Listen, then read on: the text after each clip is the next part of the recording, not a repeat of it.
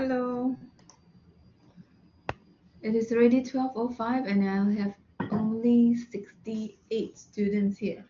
Shall we get started? Can you quickly check in? The code is 6. You can see the check-in code 67331. 67331. Then we will start. Let me share my screen. Stop sharing. Hang on, let's share screen, my slides.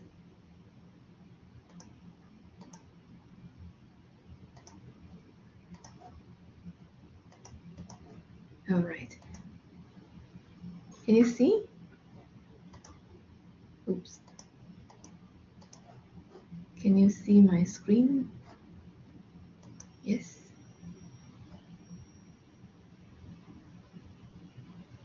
Can you see my slides? Okay, thank you.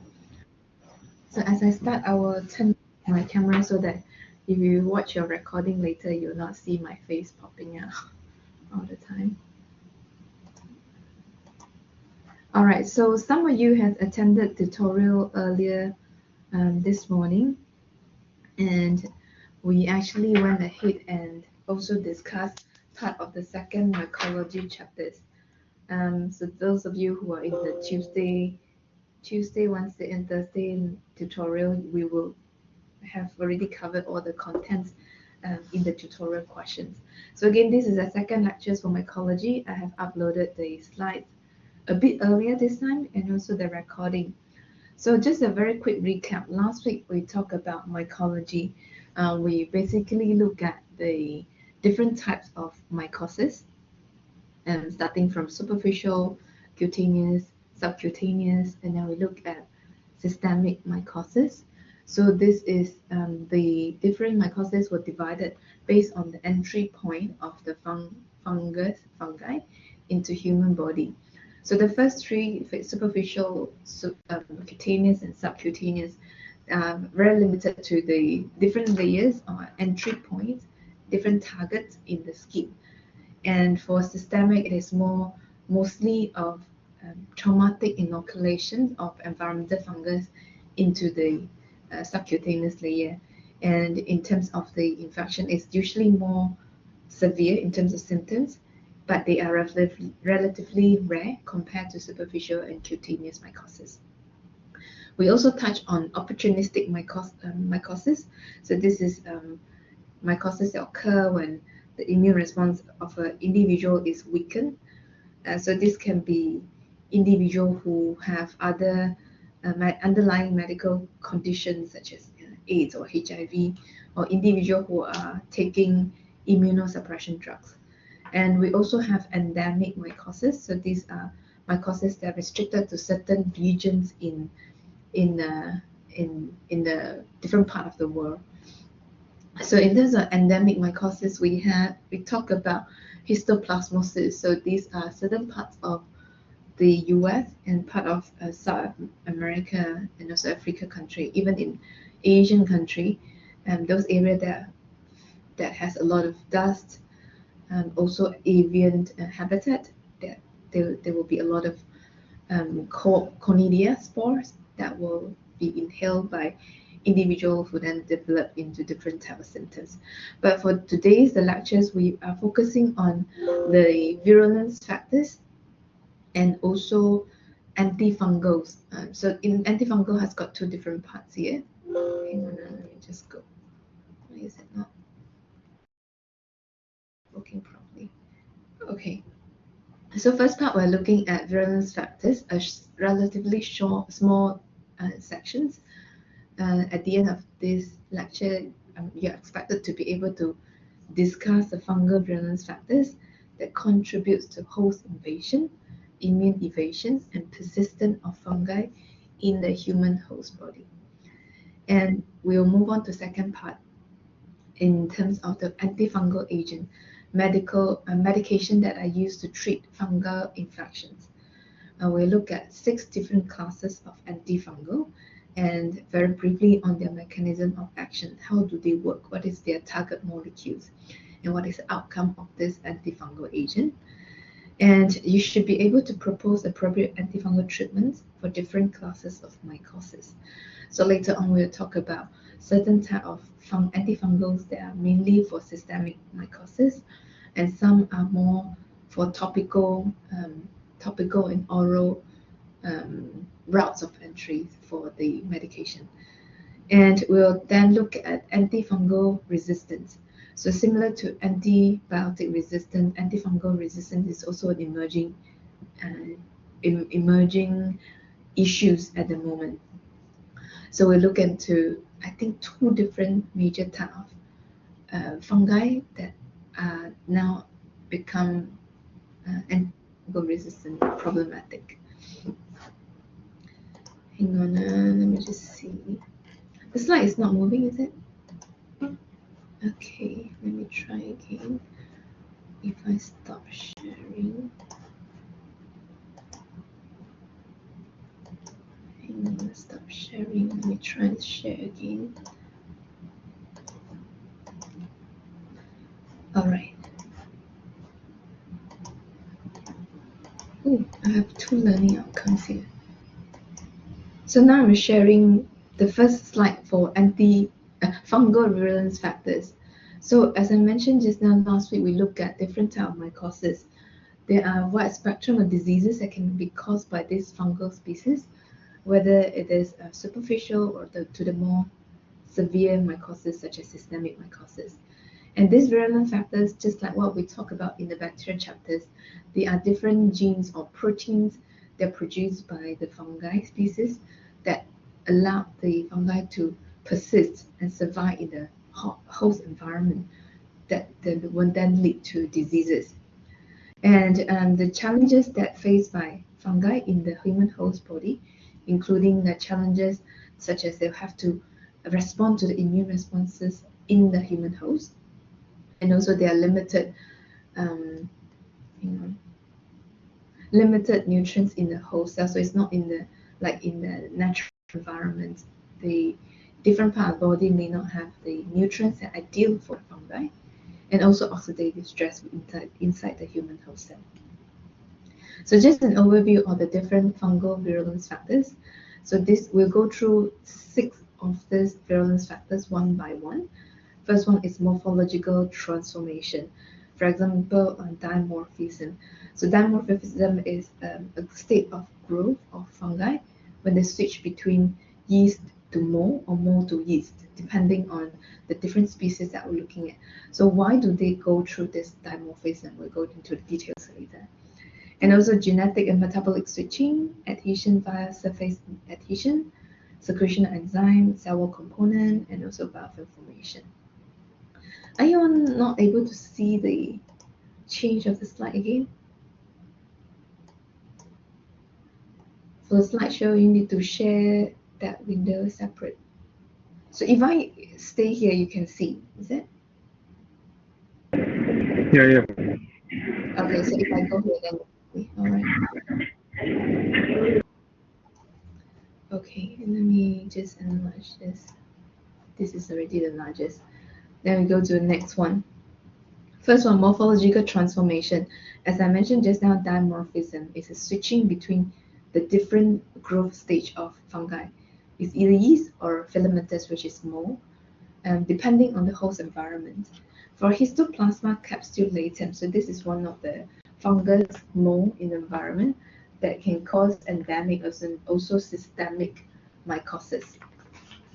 So in the environment, they form mold, but inhaled by human hosts at 37 degrees Celsius, they form yeast growth. So the yeast form is compared to our mold formation. The yeast enable the fungus to survive intracellularly inside the macrophages. So in a sense, going from the mold to a yeast form, they survive better inside the host. Okay.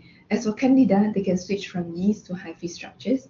So the Candida albicans is a unique Candida species that we discussed briefly last week. It is the only Candida species that can grow as mold structures by producing hyphae. So the heavy structures can help the Candida albicans to invade tissues and also evade the immune responses. So typically the yeast forms, if you look at histoplasma capsulatum, the yeast formation, the yeast growth stage, help the fungi to spread in the bloodstream. So this is the advantage of yeast form. But the mold form, the hyphae structures, will then help the fungus to invade tissue and evade immune responses. So as conclusion, the filamentous form, they promote tissue penetration, invasion, but these form that are they are better for bloodstream spread dissemination. So this is just one example of Sporotrix kansky, one of the fungus mold that can cause what we call this subcutaneous mycosis.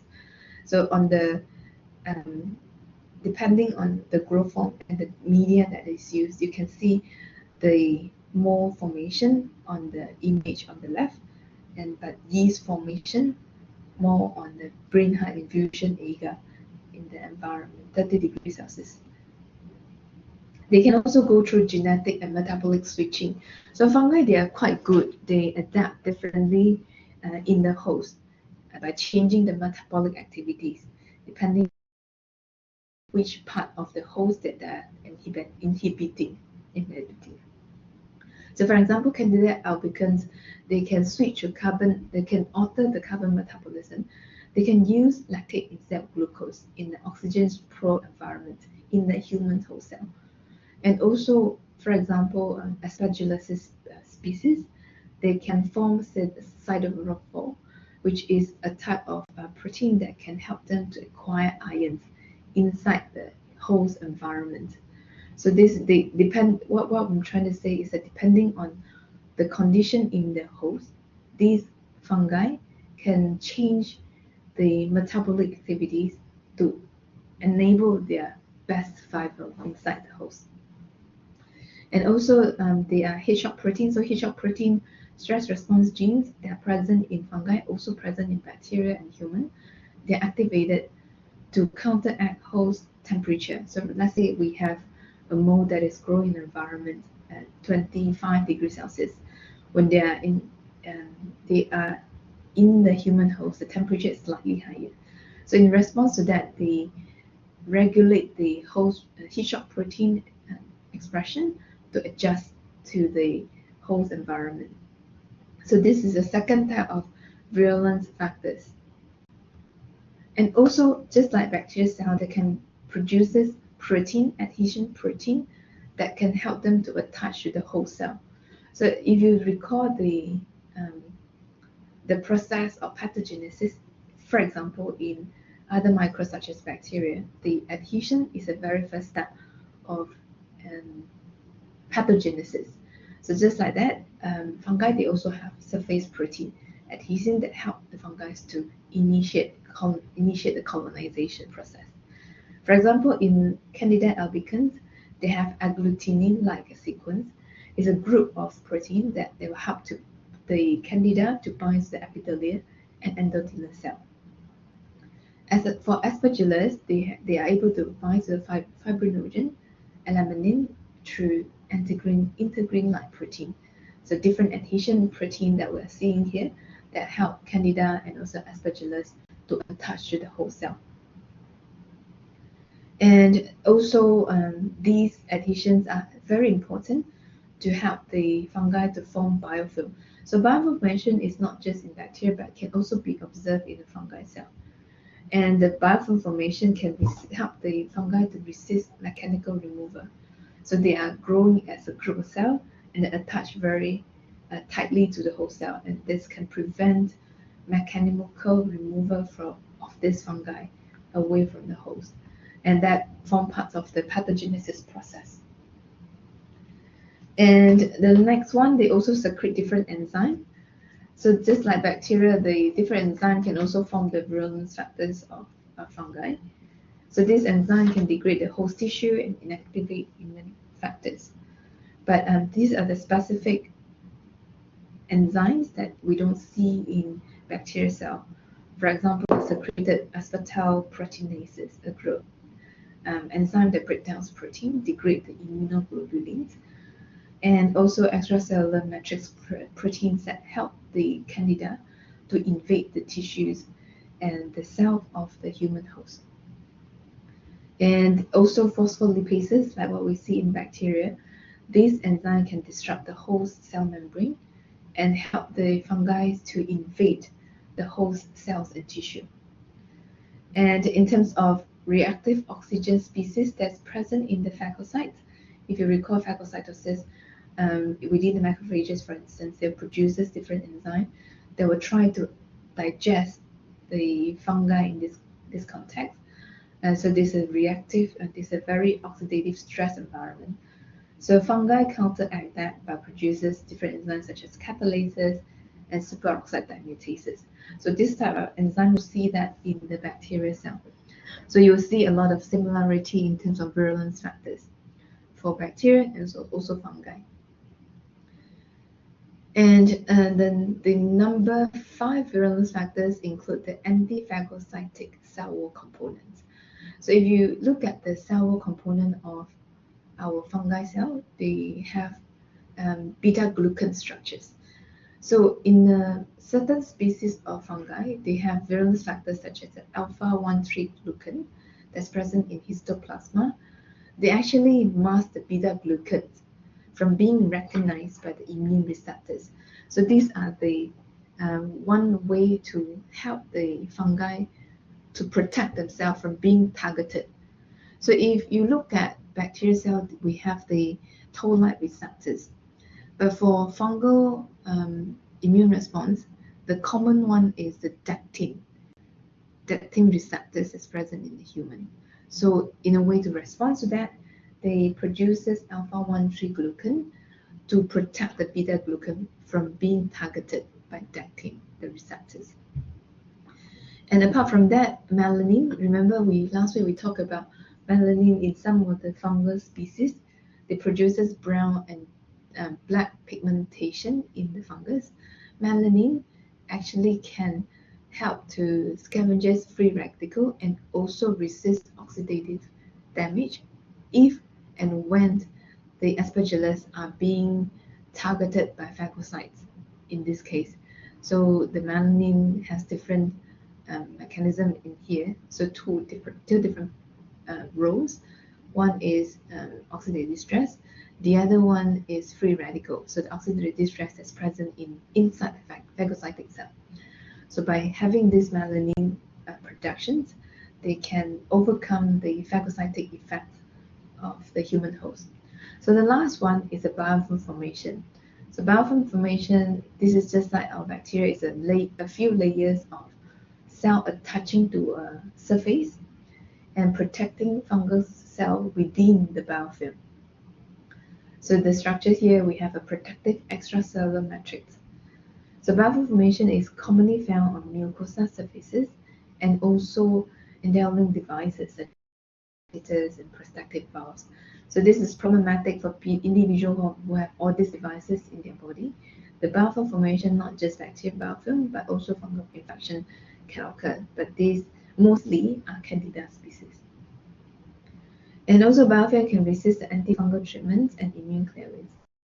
For example, candida albicans can form dense biofilm with mixed yeast and hyphae cell, and these metric components reduce the drug penetration. So not just the immune to help the fungus being targeted by the immune cell, but also protect them from the antifungal drugs. So if you very quickly, these are the 6 virulence factors. I think the overview is here. The morphological transformation, switching from mold to yeast depending on the host niches. Environmental molds, when they're in the human host, they can switch to the yeast form. Yeast form can help them to be, one thing is they're less recognized by immune cell by changing because in mold structure, mold group, there are more beta glucans as compared to yeast cell. Beta glucan is one component inside the cell wall structure of fungi. So by switching to the yeast form, their last beta-glucans are being recognized. So in that way, the transformation from from mold to yeast protect the host. But if we talk about yeast that can switch to mold forms such as Candida albicans, the hyphae structures help the Candida albicans to invade and spread to other parts of the body. So it can go either way, mold to yeast, yeast to mold. That's what we call the dimorphism. So this is the first virulence factors. And metabolic switching, depending on where they are, they can acquire different nutrition. For example, if they cannot get sufficient glucose in Candida albicans, they can switch to the form of lactase, use lactase instead of glucose. And if they require ions, just like bacteria, they also require ions, they can produce and upregulate the siderophores, for example, aspergillosis, to help the fungus to acquire ions from the human's host cell. And adhesins help the fungus to attach to the host cell for colonization. Secretion of different type of enzyme to help them to invade or degrade, for example, immunoglobulin antibody, for example, catalase, superoxidase to help them to overcome the oxidative stress in the human host cell, for instance, the macrophages or phagocytic cell. They can also produce virulence factors such as alpha-1 triglycan that protect beta-glucans, which is being targeted by dectin, the immune receptors. And they can also produce melanin that will help them to resist oxidative damage within the phagocytic cell. Biofilm formation, just like bacterial cell, they form biofilm. They can resist immune response in host. They can also protect the fungal cell within the biofilm from being targeted by the drugs because there's less penetration of antifungals across the extracellular matrix of the biofilm. So these are the 6 virulence factors that we see in the fungal cell. So if we do a quick recap or a quiz questions, which of the following virulence factors enables the Candida albicans to invade host tissue and evade immune responses? Would it be A, B, C, or D? So this one I repeated a few times just now. A, B, D, A, B, C, or D? 2 answers. What about the rest? B or C?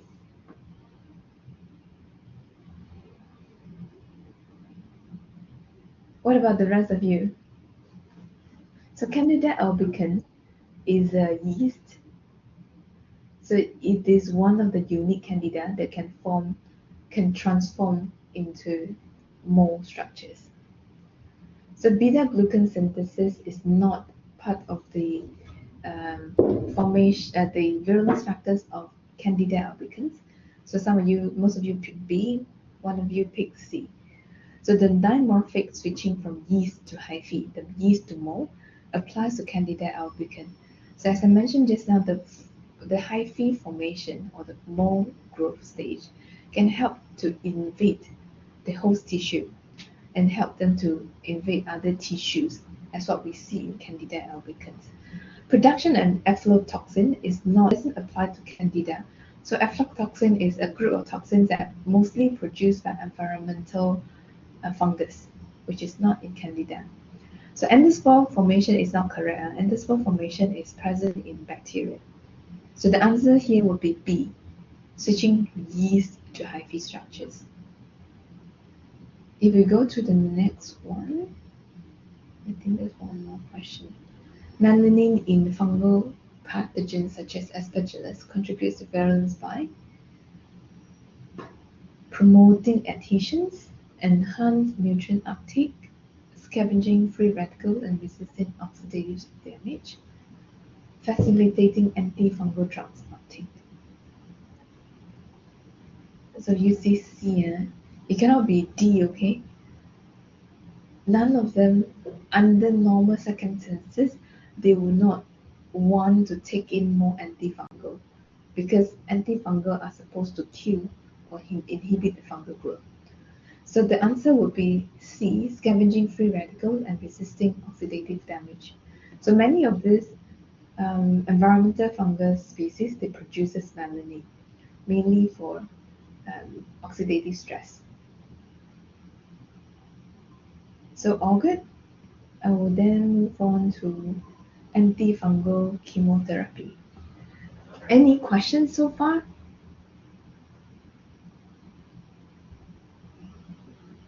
All good. Who haven't checked in yet? All good. The code just now was, what's the code again? Maria. Okay, who else haven't checked in? Maria is here. Maria. Okay. Check in, Adeline.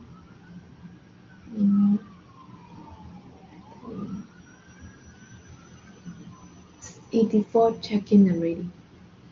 It's a few students. Okay, let me come back here. Where are the rest? Working on assignment, is it? Okay, let me go to the next one. Antifungals.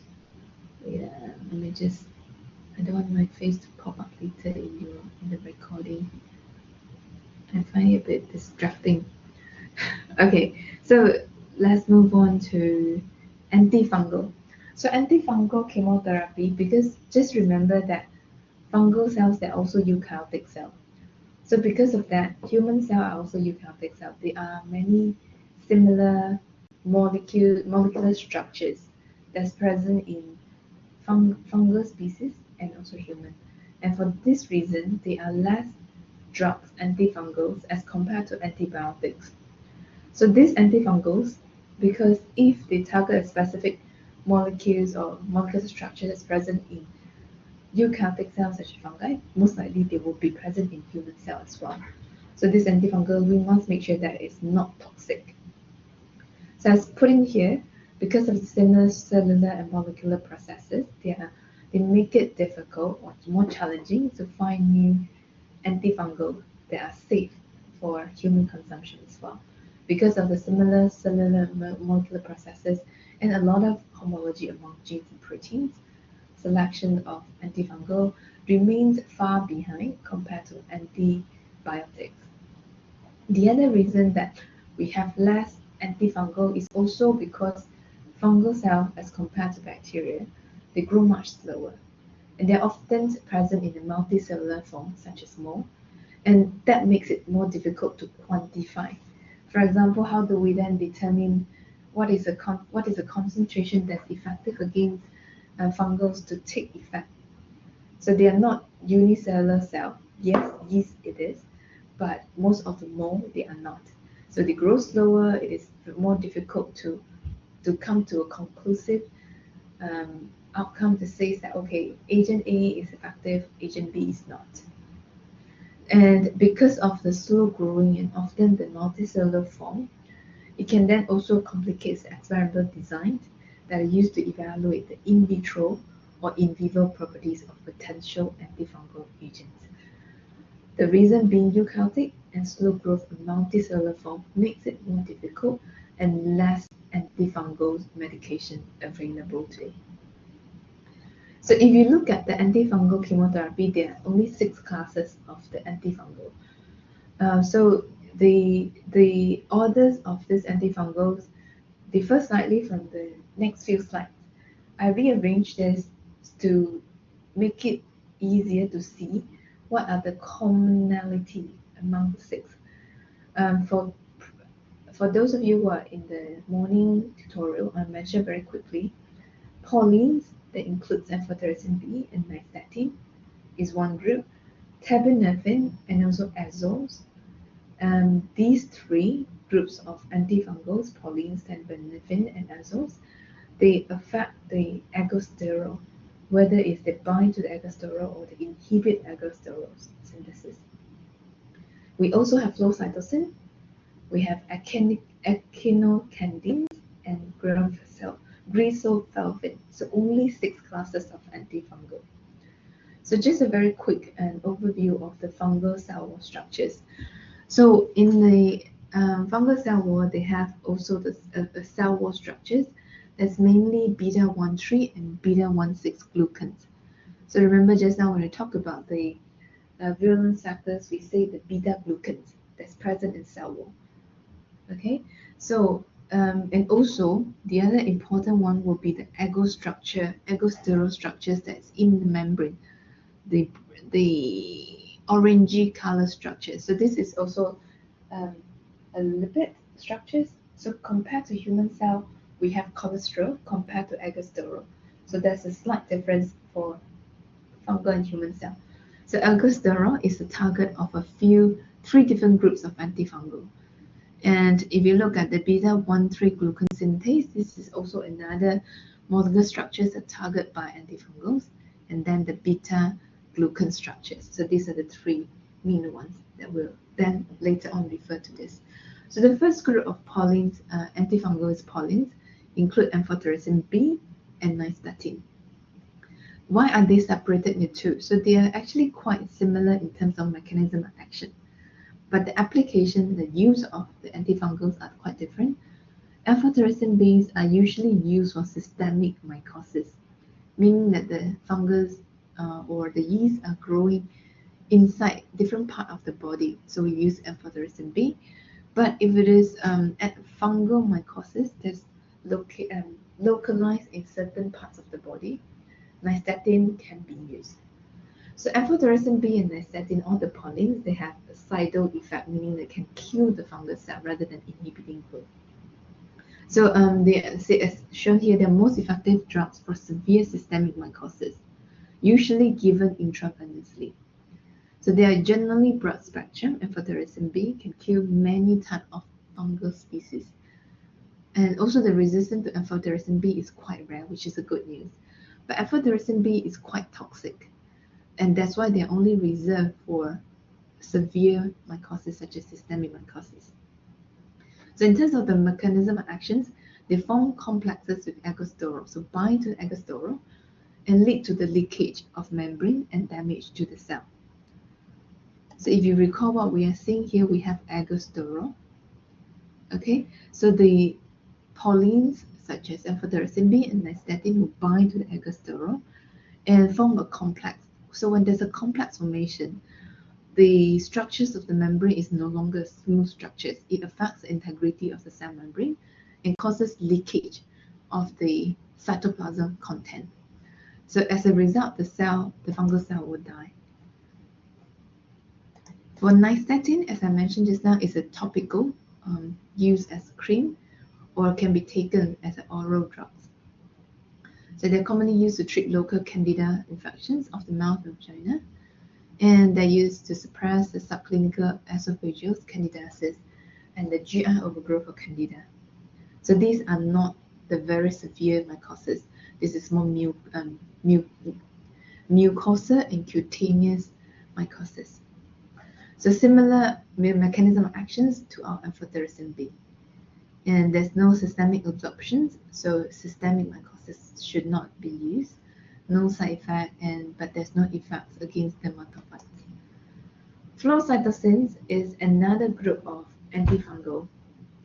So if you look at the structures here, the flow cytosine, they are an analog for the pyrimidine.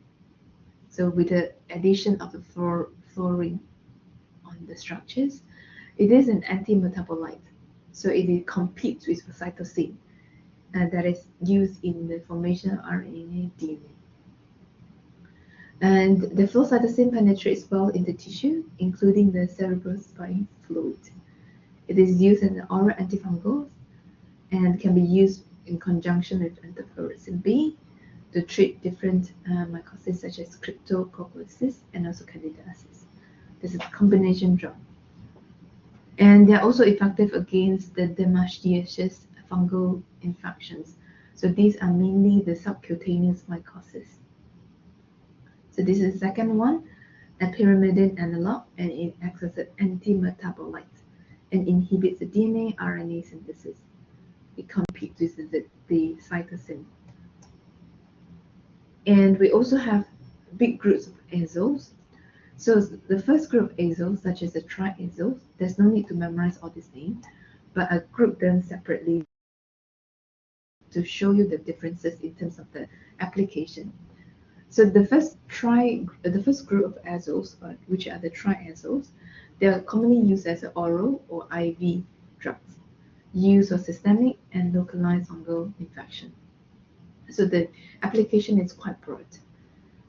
The mechanism of actions for azole is that interfere with the synthesis of ergosterol.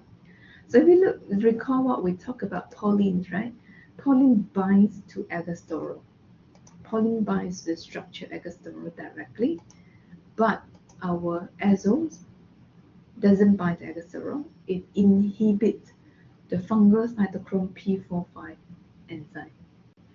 So when the enzyme activity is inhibited, it interferes with the ergosterol synthesis. It interferes with the conversion of lanosterol to ergosterol. Let me just skip to slide number 24 to show you what this is. So if you look at the formation of ergosterol, that forms part of the cell membrane structures, paulines such as amphotericin B and nystatin binds ergosterol, leading to the leakage of membrane. But our azoles, they bind to the P450 enzyme that interfere the conversion of lanosterol, which is what we see in the pathway of the formation of ergosterol. This is where it is targeting this enzyme. Okay, we also have another group of antifungal called terbinafine. So these, as I mentioned earlier, there are three different groups of antifungals targeting ergosterol, whether it's a synthesis or it's a binding. Terbinafine, let me find terbinafine. Okay, so terbinafine targets the earlier step of the ergosterol synthesis. It binds and inhibits the squalene epoxidase enzyme.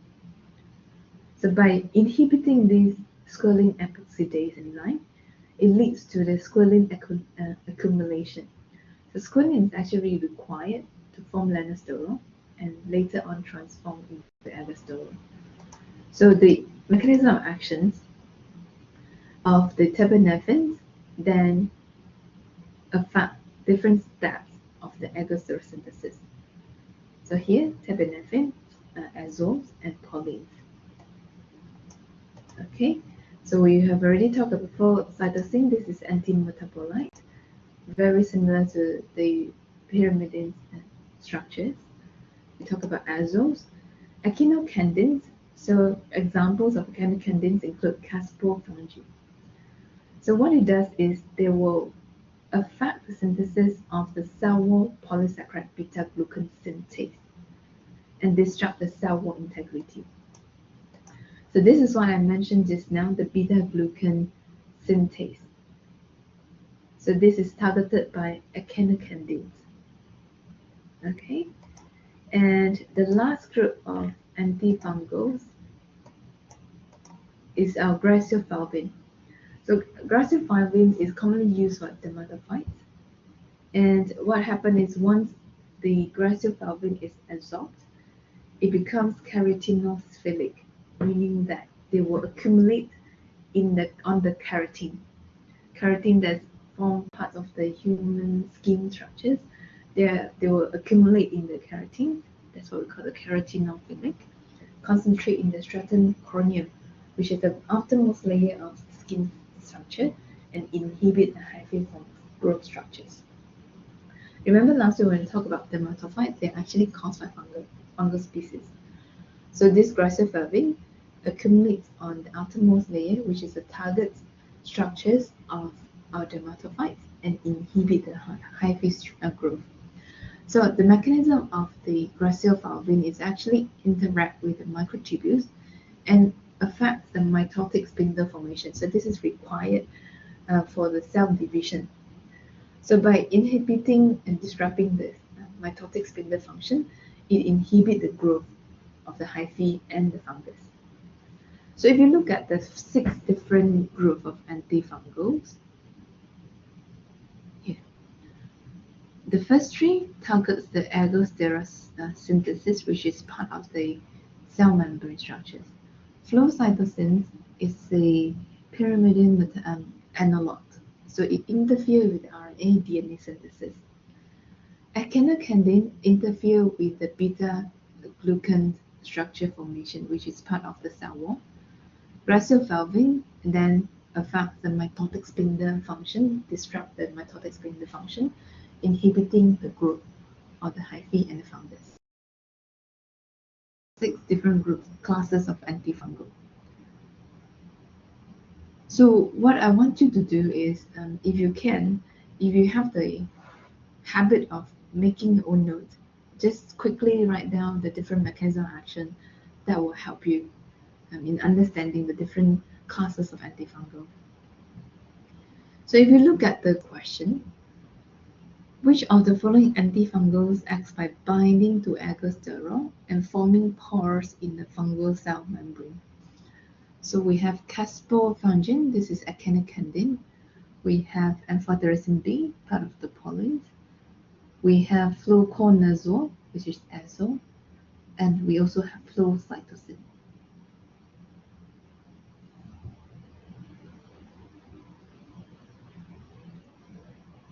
Amphotericin B. Amphotericin B, huh? Okay. What about the, can you recall, if I ask you to just quickly type the mechanism of action of your azoles, so-called azoles, how does this antifungal work?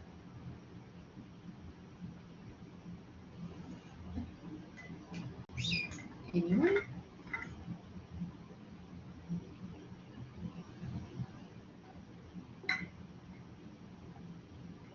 So bind to the P450 enzyme. Then what happens? What is the outcome? Inhibit ergosterol conversion. Is it the inhibit the ergosterol conversion? Inhibits the ergosterol synthesis, correct? By let me see. By preventing the conversion of lanesterol to ergosterol, that's correct. So how about terbinafine? What about terbinafine? What is the mechanism of action of terbinafine?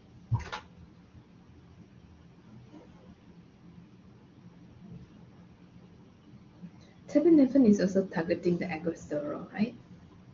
Is it the binding to ergosterol or inhibiting ergosterol synthesis? Inhibits squalene conversion to lanesterol, which is then converted into your ergosterol. Okay, that's correct. I think you all remember already. Very good. Very good. Next one. Hey, what about the rest of you? Why so quiet? Only Wizen and Jessica. And Chicken. No, Chicken didn't answer. Chicken was saying. Okay. What about the rest of you? Which antifungal drugs inhibit fungal DNA and RNA synthesis as a pyrimidine analog? Not terbinafine, right? We just talked about terbinafine. Not azoles. So C or D? C. What about the mechanism of action of grisovalvin? Giselle okay? Yutong okay? Wizen okay? What about the rest of you? Are you all following? Grisovalvin.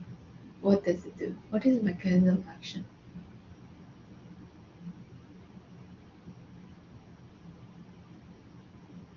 Hello, anyone there? A different individual who answers this, please. And let me see who are here. But how? The one wasn't ready. Another person. Disrupt mitotic spindle function, okay? What does it mean? What does it mean as it disrupts the mitotic spindle function? Inhibit growth, okay? That's the outcome. Inhibit growth from growth. Do you think that this is a sidal or static effect? Is it inhibiting growth or is it killing fungus?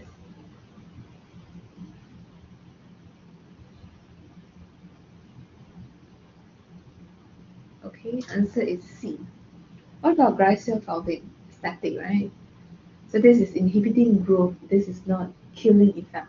So for glycosylphosphate, the effect is actually fungal static, not sidal, unlike our pollens that can kill the fungal cell. The rest of you all following? Yes? Can we take a 5 minutes break and then we'll start again? Okay? Rest for a little while. 5 minutes. So we'll start at 12:55 again. I will pause the recording.